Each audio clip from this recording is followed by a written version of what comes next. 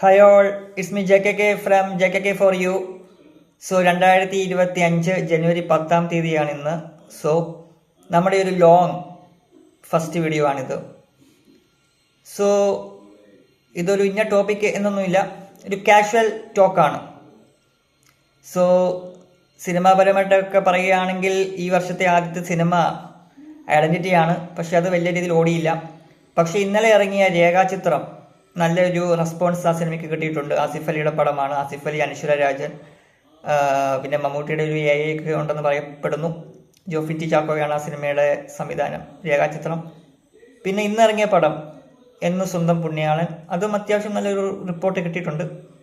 അനശ്വരയാണ് ആ പടത്തിൽ നായിക. എന്താണെങ്കിലും ഈ ആഴ്ച ഇറങ്ങിയ പടങ്ങൾ രേഖാചിത്രമാണെങ്കിലും എന്ന് സ്വന്തം പുണ്യാളനാണെങ്കിലും രണ്ടിനും അത്യാവശ്യം നല്ല റിപ്പോർട്ടുകൾ കിട്ടിയിട്ടുണ്ട്. രണ്ടും വിജയിക്കുമെന്ന് പ്രതീക്ഷിക്കുന്നു. പക്ഷേ ഐഡൻറ്റിറ്റി ടോവിനോയുടെ പടം അത്യാവശ്യം റിപ്പോർട്ട് കിട്ടിയെങ്കിലും അത് ബോക്സ് ഓഫീസിൽ വിജയിച്ച് ഇല്ല. ഇനിയിപ്പോൾ അടുത്ത ആഴ്ച പ്രാവിൻകുട്ടിലെ ഷാപ്പ് വരുന്നുണ്ട്. വീക്കെൻഡ് ബ്ലോക്ക് ബസ്റ്റേഴ്സ് ആണെന്ന് തോന്നുന്നു അതിൻ്റെ പ്രൊഡക്ഷൻ ടീം. പിന്നെ അതിൻ്റെ തൊട്ടടുത്ത ആഴ്ച ജനുവരി 23-ാം തീയതി മമ്മൂട്ടിയുടെ പടം വരുന്നുണ്ട്. നമ്മുടെ ഗൗതം മേനോനാണ് അതിൻ്റെ ഡയറക്ടർ. ഐ തിങ്ക് യെസ്, പുള്ളിയാണ്. ഡൊമിനിക് ആൻഡ് ലേഡീസ് പേസ് എന്നാണ് പടത്തിൻ്റെ പേര്. എന്താണെന്ന് അറിയില്ല, വരട്ടെ. പിന്നെ തൊട്ടടുത്ത ആഴ്ചയാണ് നമ്മുടെ പടം ലാലേട്ടൻ്റെ പടം വരാൻ പോകുന്നത്. ജനുവരി 30-ാം തീയതി തുടരും. ലാലേട്ടൻ, ശോഭന മാം ടീം ഒന്നിക്കുന്നൊരു പടമാണ് തുടരും. സോ തരുൺ മൂർത്തിയാണ് ഡയറക്ഷൻ. ഒരുപാട് ഹോപ്പുള്ളൊരു പടമാണ് തുടരും. എന്താണെങ്കിലും സിനിമ തുടരമാവട്ടെ. ഒരു ലാലേട്ടൻ്റെ ഒരു പുതിയൊരു യുഗപ്പിറവിക്ക് ഒരു ആരംഭമാവട്ടെ, തുടർച്ചയാവട്ടെ. തുടരും. പിന്നെ എമ്പുരാനൊക്കെ മാർച്ചിലുണ്ടല്ലോ.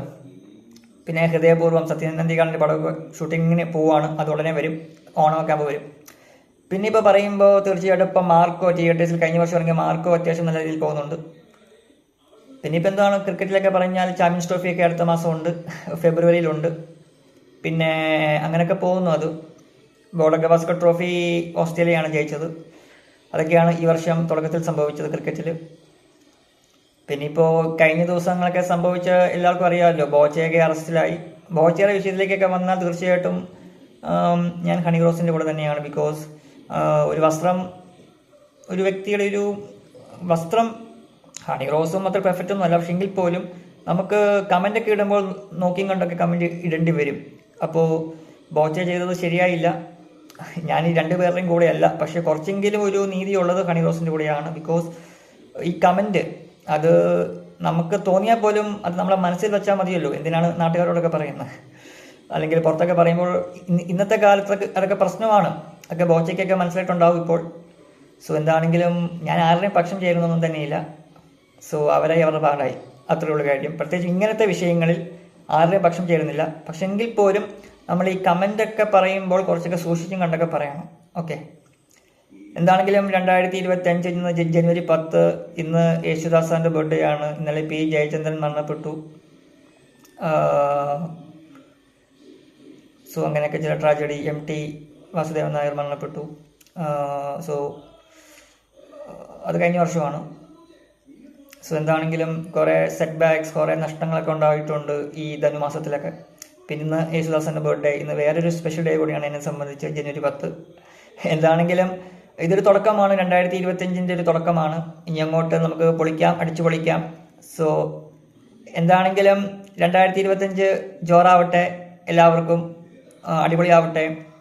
സോ ഇതൊരു ആരംഭമാണ്. ഇനിയാണ് കളികൾ, തീപ്പൊരി കളികൾ എന്നൊക്കെ പറയുന്ന പോലെ തന്നെ. ഓക്കെ. So thank you. സത്യമേവ ജയതേ, ലോകോ സമസ്തോ സുഖിനോ ഭവന്തു. എല്ലാവർക്കും നല്ലത് മാത്രം സംഭവിക്കട്ടെ. Bye.